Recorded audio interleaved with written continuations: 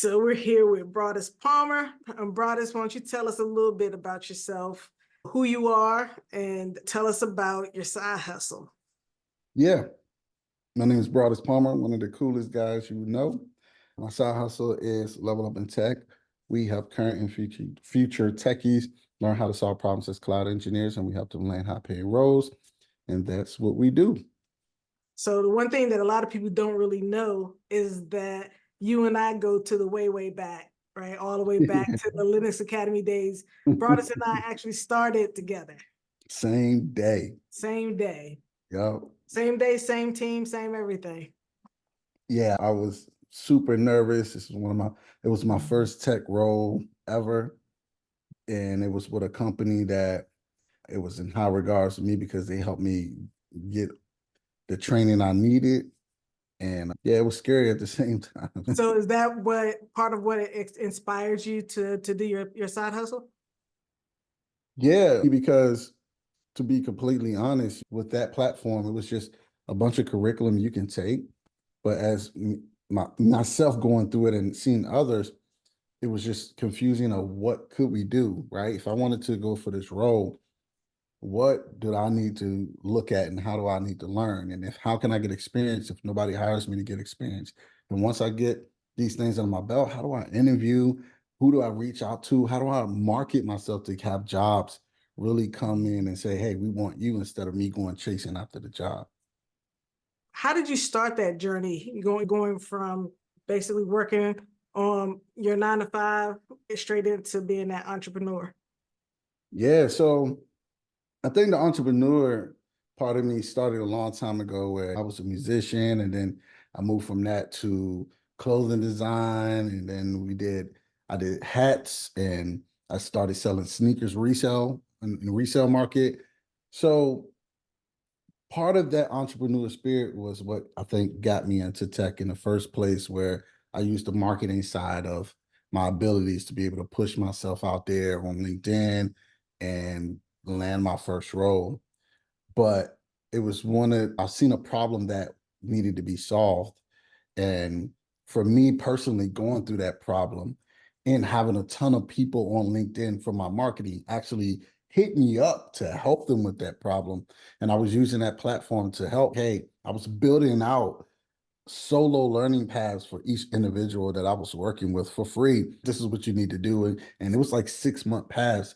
And I started thinking, what if I created a program that really can help them see the reality of what it takes to be a cloud engineer and get that hands-on experience and showcase their ability to solve problems and land a high-paying job and change their life. And that's where the knack came from. Okay, it was Level Up with Broadus first. So Yeah, I remember that. yep. Do you think of yourself as a content creator at all, or how would you classify what you do? At first, I thought of it as being an entertainer, right? I thought if I would be able to entertain people and motivate people about the journey of getting into cloud computing that changed my life, I could help them see that it was another possible transition for them outside of where they were, right? Because where I'm from, we knew there was a tech industry, but we weren't taught anything techie in high school, right? The only thing was keyboarding, how fast you can type, etc.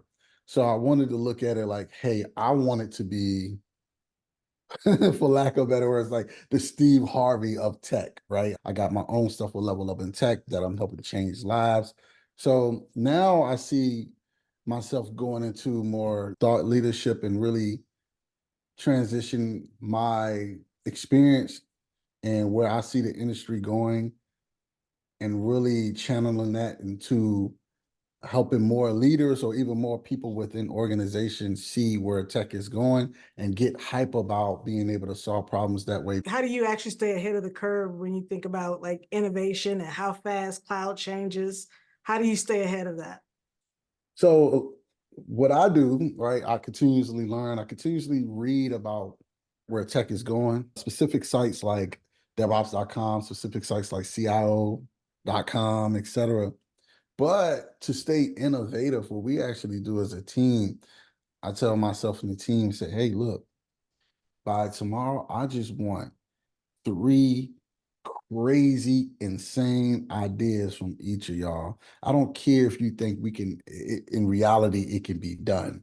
I just want you to jot them down, the craziest things that we can do to help people change their lives. And then tomorrow we can look at the paper or look at the notes and really see, okay, actually we can't do that. That's unrealistic, but we can do these things and just try them and see how they work. That helps us stay ahead of the curve and help us try new things and help us understand what works and what doesn't. And it keeps the competition trailing behind and continue trying to do what we do.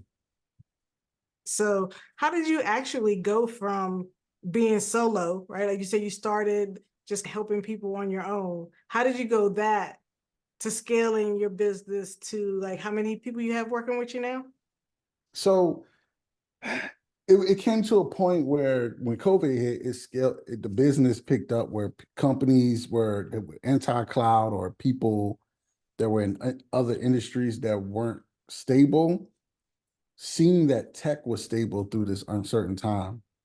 So they were coming over in droves and wanted our help. So it was all about, hey, am I going to shrink and say, I can't help y'all? I made the decision to say, you know what? If somebody's going to help them, I'm going to help.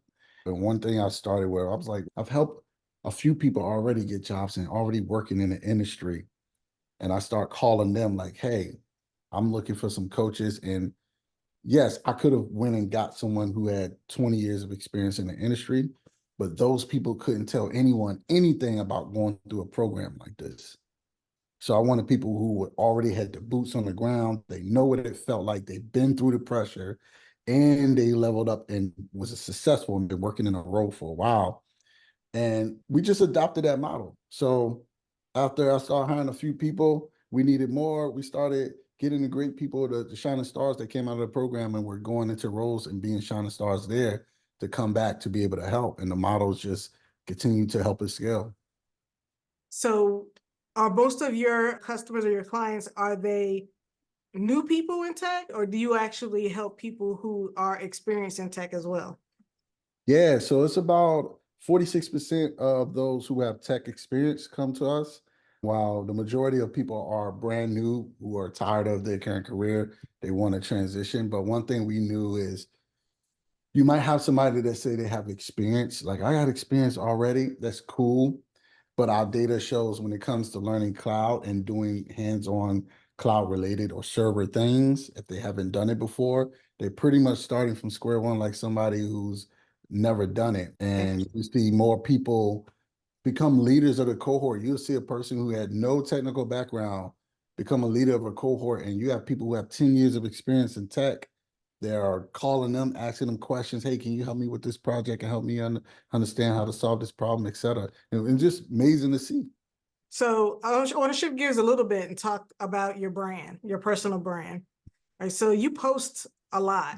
So how do you manage that as a CEO with everything that you have going on around you? This also your side hustle. How do you put out so much content? And what's the size of your following today?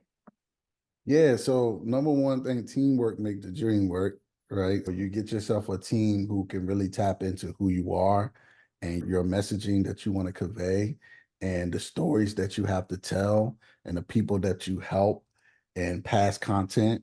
And they'll be able to create new content that I approve because if you're creating content, I want it to be something that is truly my message and something that I've already said before that you've gotten from a podcast, et cetera, that we can help individuals. And I think it helped us really tremendously grow and help me focus on the business more. Size of the following now, we have almost 70,000 on Instagram, almost 70,000 on LinkedIn, and we have a community of about 2,000. So roughly 150,000 people in the following. That's personal for. Amazing. So, in terms of collaborating with people and networking, like how do you continue to connect with people through social media? So I'm really about organic conversation, right? You have some people, I'm just gonna keep it real, that are in spaces that even you or other people that's looking at this or listening may say, oh, this person, I want to be like this person, etc. But when you try to connect with them in an organic way, it's just they don't want to connect with people. I look for people who are just open that we can really build friendship with, and we can help each other out. We could be on the phone just or through text or through messenger, just really chopping it up in a true way, getting to know each other. So how do you continue to build engagement at this point, right? So you're on different platforms. I know you said you got people helping you, but in your mind, what's the next way for you to take that to another level? To continue to build engagement is all about being consistent, right? And really speaking to the pain points of your target audience. But I think the next wave for us is going to be short version videos of really teaching too, taking a problem in a short video, teaching them how to solve it, or teaching them about some processes they can use to help them be successful. Text-based marketing, not marketing, text-based content still works on, let's say, LinkedIn. People still like to read those stories, but you could condense that story in a 30 to 50-second video and get the message across and still be more creative, still be more productive, and give your vision. And I think what it does for companies, if they take it and then do it professionally, it enhances their brand reputation as well. So what do you feel like some of the biggest challenges are that you faced, and how have you overcome them? Biggest challenges in business is just making the decision to do what you plan to do. So everything is priority. So you have to figure out which priority you're going to focus on step by step. And as a business owner, if you don't have the right people in place, or let's say if you can't even afford the right people in place, you'd be running out, putting out a lot of fires when you're not supposed to be working in the business. You're supposed to be working on the business. So the way I try to separate it is, if let's say if you're in a position where you have some cash on hand and you don't want to spend it because you're looking at, okay, what the future might hold. Hey, look, if you got somebody that, if you can hire somebody that can free up 60, 70% of your time to now be the visionary and the person that runs the strategic partnerships to generate more revenue for your business, Yeah. then that's for you to hire that person, because if not, you're going to be stuck doing that job and nobody's going to be able to be out there getting those partnerships done, getting that B2B or B2C, whatever you're doing, and generating that business. So understanding that we know everything is a priority, but pick a priority and just work on it and focus on that until that's done, and then focus on the next priority. And don't be afraid to hire good people to put in place, knowing that they're not going to do the job that you would do because it's not their business. But you also want to just make sure that they're smarter than you. Even though they may not do it the way you do it, they may do it more efficiently and better. Yeah, I think that's a real challenge as an entrepreneur, or even just as a leader in general. People doing stuff and you want to jump in, you're like, wait a minute, that's not how you do it. But Yeah. giving them that space and freedom to even learn and grow themselves. What advice would you give to your people who might be aspiring creators, or they want to have their own internet business? What advice would you give them? There's an idea that's in your head that you probably thought about a few times or all the time, and you probably counted yourself out from implementing that idea because you are worried about what others think about you, or because you think it's so crazy that people are going to think you're crazy. My advice is go ahead and implement that idea. That's how you stand out in the market. That's how you're going to gain attention. That's if your message is true to it, then you're going to find other people who think the message is true, and they're going to gravitate towards you. So whatever crazy idea you have in your head, implement it as fast as you can. Get a plan, get a strategy, implement it, watch it work, and then hire some good people to be around you to make sure you get it out to the world so everybody can know who you are. Tell us a bit about what you feel like was your biggest failure or your most memorable failure. Oh man. One of my biggest, not this business, but one of my biggest failures was putting my eggs in one basket and putting my trust in a business and money and customers' money in the hands of one person. Mm. So I was in sneaker reselling and I gave this person a lot of money to get these sneakers that were supposed to come to this store, and sneakers never made it to me. So that gave me the biggest lesson of you got to diversify.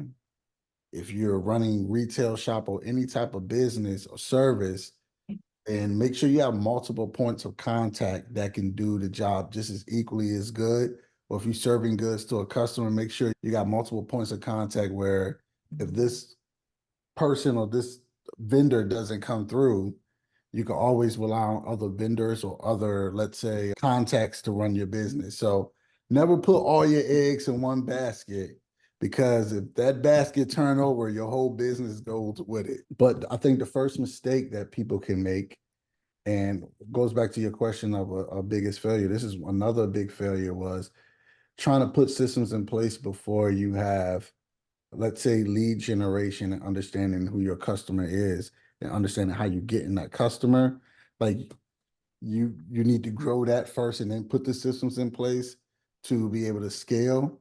Where some people, it's cool to have the systems in place, but you're spending all the money on the systems and you don't have the funnel, right? It was important for us as we grew.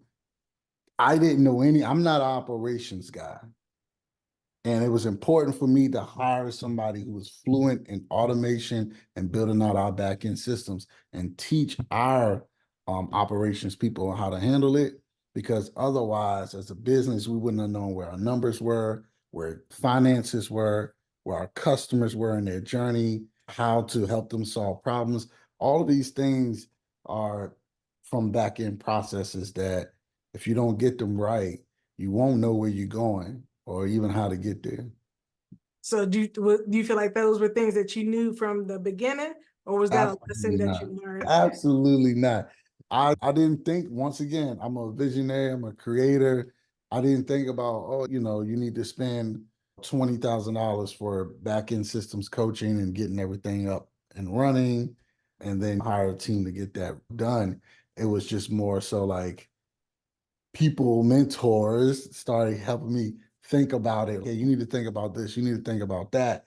And it's up to you to take the word and really implement it. Because if you don't, you're going to be a huge learning curve.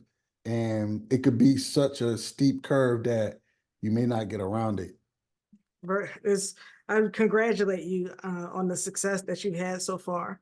If you had a final word that you wanted to share with everybody, what would it be? Cliche, but if you got a dream and if you believe that you can do it, just go ahead and do it. The hardest part about the dream is implementing the dream, implementing the steps, excuse me.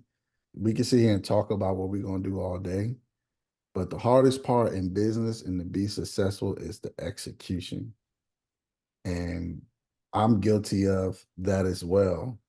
But when you execute and you see it work, you're going to think to yourself, why you didn't do it sooner? So execution is key. That's it. If you got a dream and you believe in yourself, just execute and keep executing and keep smiling and keep executing. This is Broadus from Level Up in Tech, and much thanks and much success to you in the future. Thank you for having me, Tia. Thank you.